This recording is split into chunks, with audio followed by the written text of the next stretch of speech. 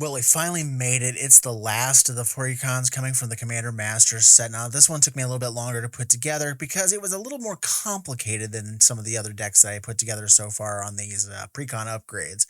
Now, the problem here is every one of these, like, series set of precons Wizards of the Coast comes up with, they usually have a dog that's there where it's not focused, it's not that great, and it's harder to mess with without, tipping the balance one way or the other. And unfortunately, the Enchantress deck is that deck of this series set. So let's take a look. I've actually ended up making two separate decks, and I'll explain what's going on with them as we go along. So what I'm talking about is the fact that this deck is not focused between its two main commanders that came with it, Anikthea and Narcy. We're going to actually split those two into two separate decks. The light upgraded version is going to be Narcy Fable Singer, and then the other variation is going to be the heavy upgrades. So let's take a look at what I'm going to remove from this deck for the light upgrade version, and then we'll talk about more later with the rest of the deck. First up is Ghoulish Impetus. This card, I just don't like the Impetus cycle. I've hated these things ever since they started putting them out, and this one does not make me like it any more than the old variations of the other Impetus cards, so I'm going to get rid of it out of this deck. Next, we're going to remove a couple of cards that kind of function similarly.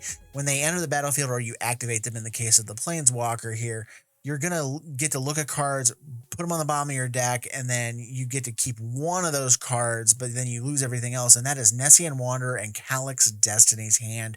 I'm not a fan of these kind of effects where it's like, okay, you can look for a creature or you can look for an enchantment or something like that, because usually you end up getting a couple things that you either really needed or wanted, and then you lose one of those things, or even worse, you completely brick and you don't even hit one of the things you're allowed to grab with their effects. So I'm going to go ahead and get rid of these because I just don't feel like getting burned by these kind of effects. In the same vein, we're also going to take out Abundance. Now, don't get me wrong, this is a great card, but it is truly better in a deck that can take advantage of it, and this shell just is not it. It's not built for this kind of thing. So I'd rather get some better enchantments that allow us to draw cards on their own rather than pick and choose, because again, you can bury something that you really wanted to keep up top. Say you name land and then there goes your good spells, or if you name spells and you're kind of looking for a specific color of land, you could end up burying yourself that way. And then we have Culling Ritual. After reviewing the deck and looking at things I want to add to it, there's just too much collateral damage that Culling Ritual would hit for me to want to even run this card. I want my enchantments and my enchantment creatures to get sacrificed for the cards off of Narcy, so blowing them up like this is just really a no-go. Next, we're going to cut Courser of Crufix. Now, we don't really need the life gain off this card since we have other ways of doing so, and without the ability to actually play extra lands being attached to this card, revealing the information with the Courser just isn't a great plan. Next, we're going to cut Erebos Bleak-Hearted. Now, we're not going to really want to sacrifice our creatures all that often to get the activated trigger off of this, and we're not going to get the devotion to really use this as a creature all that often, and I think there are plenty of other ways to draw cards in the deck, and I'm going to add some other things in the recommendations as well. So for now, Erebos is getting sent back to the underworld. The next chunk of cards I'm actually going to recommend getting cut from this deck work better with Anikthea. So we're going to take out Heliod, God of the Sun, Dreadhorde Invasion, Mindwrack Harpy, Nyx Weaver, Feldar Retreat, and Greater Tanuki. Her enchantment reanimation abilities and the go wide strategy that deck version of the deck really wants to attempt works out much better that way. So for Narcy's version of the deck, we're going to go ahead and kick these out of the deck. So what are we adding into this thing to really make this work? Well, the problem with the way they designed this deck is there was some stuff that sacrificed and you could bring it back with Anikthea, and there was a few sagas that kind of worked off of Narcy's abilities. So we're going to kind of take a look at how this operates. So to begin with, Narcy Fable Singer looks for sacrifice enchantments to draw cards, and then when a saga finally goes off on its third chapter, then it drains your opponent and then gives you that life back. So we're going to want more sagas, we're going to want more stuff to sacrifice enchantments. Anikthea really doesn't work well with sagas because you're still putting the counters on there, so you're going to end up losing your reanimated target when the third chapter goes off on those. So we're kind of have to split this off. So first up, we're going to put in Crystal Chimes. Now, This one is all about sacrificing enchantments on this variation of the deck, and the sagas are going to go off on their own and go to the graveyard. So the chimes are kind of nice, cheap way to get a second use out of them by getting them back and putting them all back into your hand to give us a second go around. Next is a card that has never been reprinted since it was first printed in the Urza's Saga block, and that is Faith Healer. But this thing allows us to sacrifice enchantments to gain life off of them. And this thing can actually net us cards off of Narcy in a pinch, but more interestingly, we can actually sacrifice our sagas that are on their way out because they aren't sacrificed until the final triggered ability resolves. So if we can actually put the trigger on the stack to put the ability on there, sacrifice it to the Faith Healer to net the thing, and then the trigger goes off and Narcy still drains them because the resolution of the ability happens. Then we're going to add in a self-sacrificing enchantment in the form of Seal of Cleansing. You can use this one, or its green brother, the Seal of Primordium, either way. But here we have them where they sacrifice for an effect to disenchant something, and then you get us a card as long as Narcy's on the board. So that's just a good little clean interaction for us. And then we're going to go ahead and get Sterling Grove. Sterling Grove is just a great package that keeps our enchantments safe from targeted removal, except for itself, of course. And when we need it to, it can go fetch a Silver Bullet enchantment from the deck, so I just had to find a place in this deck for it. So since Narcy cares about sagas, we're going to beef up our saga count in the deck to get after several of our opponents just to burn them out of the game with the effects going off. So we're going to add in Elspeth Conquers Death, Elspeth's Nightmare, Phyrexian Scriptures, The Cruelty of Gix, the first Iroan Games. All these are just going to be able to go off, give us good things for their value, and then they're going to drain for, 5, 6, just chunks of damage as they're going to go off. And then we'll be able to get them back later as we're not reanimating, but pulling stuff back out of the graveyard to go off again and again. We're also going to include a Weaver of Harmony here now. To go with the sagas, I'm going to slot this in because it has the ability to copy enchantment triggers, and all of those chapter going off things are a triggering effect. So you can copy bits and pieces of the chapters, including the final chapter. And as I said, we are going to be trying to get our stuff back from the graveyard, and one of the better ways to do that, even though it's a little expensive up front to pay for it, is Dowsing Shaman. So this thing, you can pay 5 to cast it, 3 and tap it, and you can repeatedly bring your stuff back from the graveyard as they die. They get sacked or they get blown up because the saga goes off, and then you get them back to your hand and recast them over again. And since we're casting so many enchantments, logically we should also be using something like Generous Visitor to help beef up our creatures and assist in the drain action of Narcy. Now, I mentioned earlier that instead of playing something like Abundance, I'd rather run enchantments that draw us cards straight up rather than using it to kind of the Abundance to accidentally bury something we want. So here it is in the form of Phyrexian Arena. You lose life, you draw cards, but we got so much ancillary life gain going on in this deck that the payments of life are just really nothing to us, and we're just going to be able to get those cards straight up without accidentally just dumping something to the bottom of the deck like the Abundance would. Now, last but not least, I want to add 2 kind of things that assist with Narcy's pain drain trigger that she has on her, and that is Veto Thorn of the Dusk Rose and Sanguine Bond. Now, with Narcy's draining ability and the few ancillary life gain abilities we have in the deck, these 2 are going to assist us in draining our opponents down as we gain the life, virtually doubling Narcy's draining ability when a saga finishes, or when you can activate Veto and give all your stuff lifelink to drain that way, or any other way that you have available to gain life. These are also going to help us drain extra life out of our opponents. Alright, now let's take a look at the land base. As with the Planeswalker deck, to fix this mana base, we're going to cut the lands that care about basic lands being in your hand or in play. So we're going to cut out Necroblossom Snarl, Shine's Shadow Snarl, that's one that's a mouthful, Fortified Village, Tainted Field, and Tainted Wood. These cards are great in a 2-color deck, but in 3-color, it reduces the chances you either having the correct land type in hand to get them to come in untapped, or in the case of the Tainted lands in play. And I'm just not comfortable using them because you're going to get burned by these things every once in a while by not having what you need. We're also going to cut one of the bounce lands out of the deck. I love these things and they're great, but I'm not a big fan of running all 3 of them in the deck because we have other lands that can come into play tapped. And it's just, you can slow yourself down heap load playing so many things that come in tapped and then also bounce the lands back to your hand. So for that reason, we're going to cut out Selesnia's Sanctuary because this variation of the deck is more black heavy. So we're going to go ahead and push the green-white one out of the deck for now.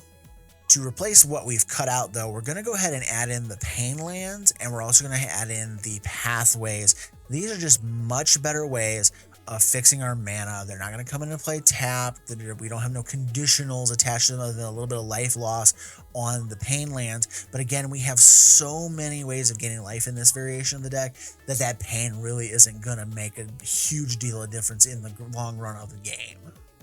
So what is that gonna do for us in the cost realm? So the Precon right now, as of me recording this, is going for about $58.60 on average online. The main deck ads that I'm recommending here run for $17.98, and the land-based editions that I'm actually recommending cost $12.31 for a grand total of $88.89. Now, this is by far and away the cheapest versions of these decks I've actually recommended out of the 4 Precons, with a light upgrade attached to them even.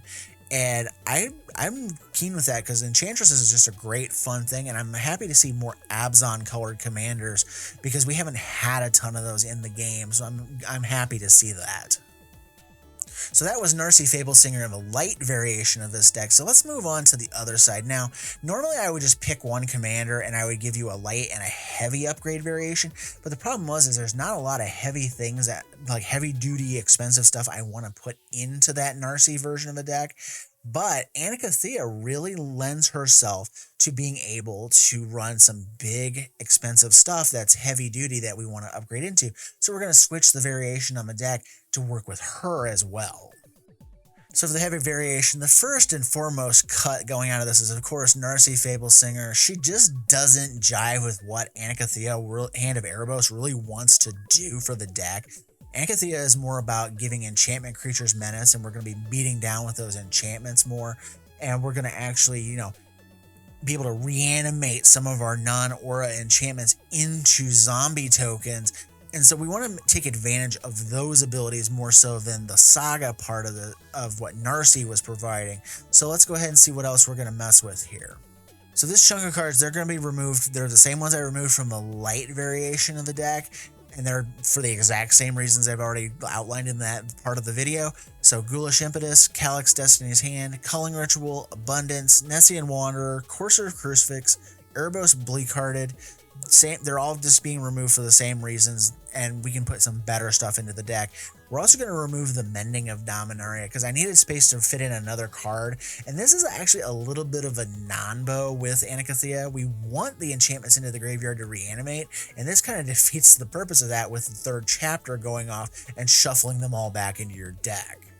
As for what we're going to add into the deck, we're going to keep 2 of my recommendations from the light list, Sterling Grove and Faithkeeper. They're really good in the other list, and they're really good in this version of the list as well, so they get to stay. Now we're going to get into the expensive stuff. This is the things that wouldn't really work all that well with Narcy anyways, but they work really well here, and I wanted to try them in the deck. So we're going to start with the Meathook Massacre. This is hands down the best enchantment-based removal spell in the colors for this deck, so we're going to go ahead and add it into the heavy list. We're also going to use Hallowed Haunting. Now, Anikthea is more about going wide, and this should be really easy to give all of our creatures flying and vigilance off of this. Plus, we're going to get the spirit tokens off of every enchantment that we cast, so it gives us a bonus creature for the Go Wide plan. Speaking of that Go Wide plan, we have 4 cards here that is going to help us with our token creation. We have Anointed Procession, Parallel Lives, Doubling Season, and Reese the Redeemed. So Anikthea creates token copies of the exiled enchantments, and it's pretty obvious that these 4 cards would make it into a heavier version of this build because they're going to help us double up everything that we pull out of the yard with her. And then Reese has the ability to add to our Go Wide strategy as well, but after the fact, so we can, get stuff on the board and then start just doubling and then doubling and doubling and keep going and going and going with him. So, and things can get just really silly, especially with the enchantment tokens. So like a doubled up Doubling Season or a doubled up Felidar Retreat, so then you can start slamming your lands and getting multiple landfall triggers.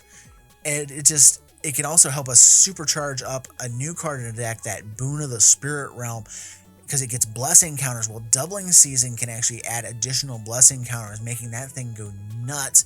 And if you're able to get copies of doubling season on the board that are multiple out, you can really make that thing just go crazy. Another heavy card that I would recommend here, and you don't have to use it, you could use the crystal chimes like I recommended from the other list, but that is Replenish. Now, Anikthea can only reanimate so many enchantments in a game, and we have a lot of self-milling going on in the deck. But as you know, trying to get these things online as quick as we can works really well, and Replenish is great for that. So, you know, we can exile a few things and make token copies of them, but then we can also just reanimate them all in one hit with a Replenish. The last couple cards I'm going to recommend for the main deck are more of protection for Anikthea, because she has to attack along with her ETB version of the ability to actually get stuff out. She has Menace, which helps, but if our opponents are playing like token swarms and stuff like that, they could easily try to just gang block her out of the game. So we're going to put things like Mithril Coat in the deck to make her indestructible on the fly, and we're going to put Agent of the Shadow Thieves. Now, this is an enchantment background that came from Commander Legends 2 that allows us to attack the player with the most amount of life in the game, and then she will gain Indestructible and Death Touch.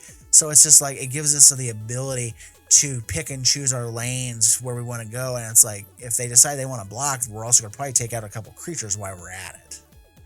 As for the mana base, we're going to remove the exact same lands from this as we did the light deck, except for instead of removing the Selesnya Sanctuary, we're going to remove the Golgari Rot Farm, because this variation of the deck actually has more green-white going for it rather than black. So we're going to take out the green-black variation instead. We're also going to take out a few basics that come in this version of the deck to keep the on-color pathways in the deck. And then we're also going to add all 3 on-color shock lands. We're also going to add the Endatha Triome, the City of Brass, and the Mana Confluence to ensure we hit our colors on time, untapped, unfettered, and just ready to roll.